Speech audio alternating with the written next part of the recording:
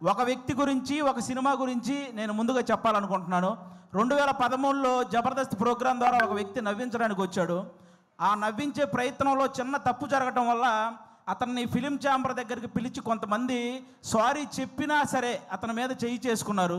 ఆ రోజు అతనికి ఎన్ని దెబ్బలు తగిలినాయో తెలియదు, కానీ అతను మాత్రం చూసి చూసి చూసి ఒకే ఒక్క దెబ్బ కొట్టాడు. దాని పేరే బలగం. ఎక్కడైతే అవమానం జరిగిందో అక్కడే అతనికి మళ్ళీ సన్మానం జరిగింది.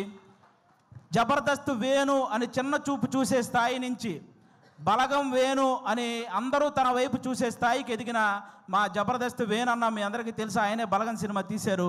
అంటే ఈ ఇండస్ట్రీలో మంచి హిట్ తెచ్చుకోవటం పెద్ద విషయం కాదు, కానీ మంచి హిట్తో పాటు మర్యాద కూడా తెచ్చుకున్న డైరెక్టర్ మా వేణు అన్న. ఎందుకు ఈ మాటలు చెప్తున్నానంటే, నేను జబర్దస్త్ ఆర్టిస్టులు అనగానే నవ్వించడం ఎంత కష్టమో తెలిసిన వ్యక్తులైతే గౌరవిస్తారు. ఆ నవ్వించడం ఏముందో లేరా అనుకునే వ్యక్తులైతే చులకనగా చూస్తుంటారు. చాలామంది నేను గమనించాను. అది అలా చులకనగా చూసేవాళ్ళు కూడా గౌరవంగా చూసేలా చేసింది మా జబర్దస్త్ వేణు అన్న. అది బలగం సినిమాతో. ఈరోజు ఈ సినిమా కూడా మాకు అలాంటి గౌరవాన్ని తెస్తుందని మేము మనస్ఫూర్తిగా కోరుకుంటున్నాను. ఎందుకంటే చరిత్రలో తెలుగు సినిమాలు ఫెయిల్ అయి ఉండొచ్చు, కానీ తెలుగు సినిమా ఆడియన్స్ మాత్రం ఎప్పుడూ ఫెయిల్ అవ్వలేదు. మన దీపావళికి 3 సినిమాలు రిలీజ్ అయితే 3 సినిమాలని పెద్ద హిట్ చేశారు.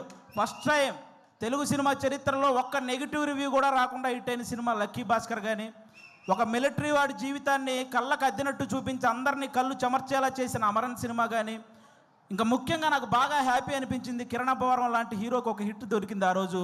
అది నిజంగా చాలా హ్యాపీ అనిపించింది. కా సినిమాకు ముందు కిరణ్ అబ్బవరం అనే ఒక హీరో కదిలితే ట్రోల్ అయ్యేవాడు.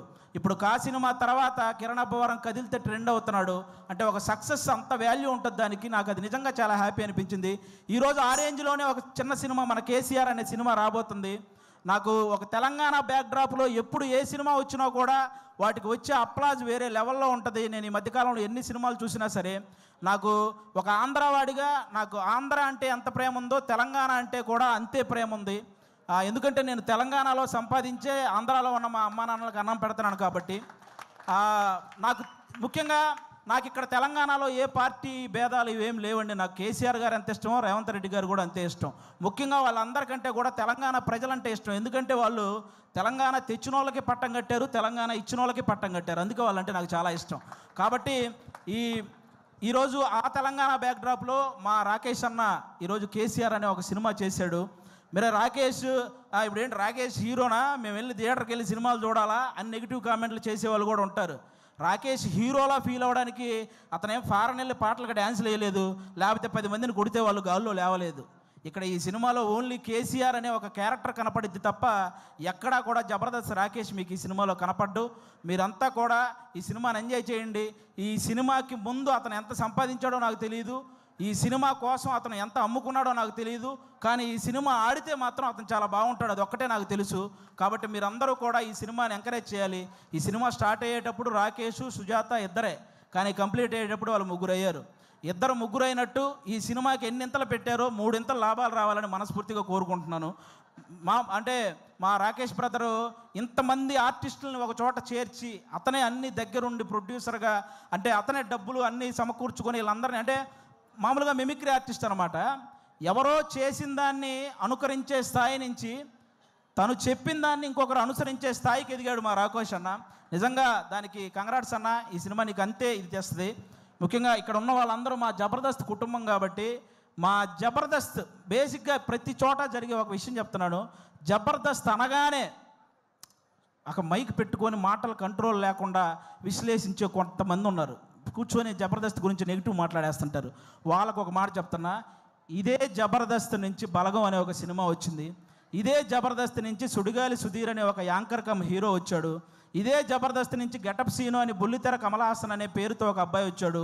ఇదే జబర్దస్త్ నుంచి చమ్మక్ చంద్ర, ధనాదన్ ధనరాజ్, చలాకీ చంటి, శకలక శంకర్, ఆటో రాంప్రసాద్, హైపరాది, ఐదరే అభి, ఇలా అందరూ ఇలాంటి కమెడియన్స్ ఎంతోమంది వచ్చారు.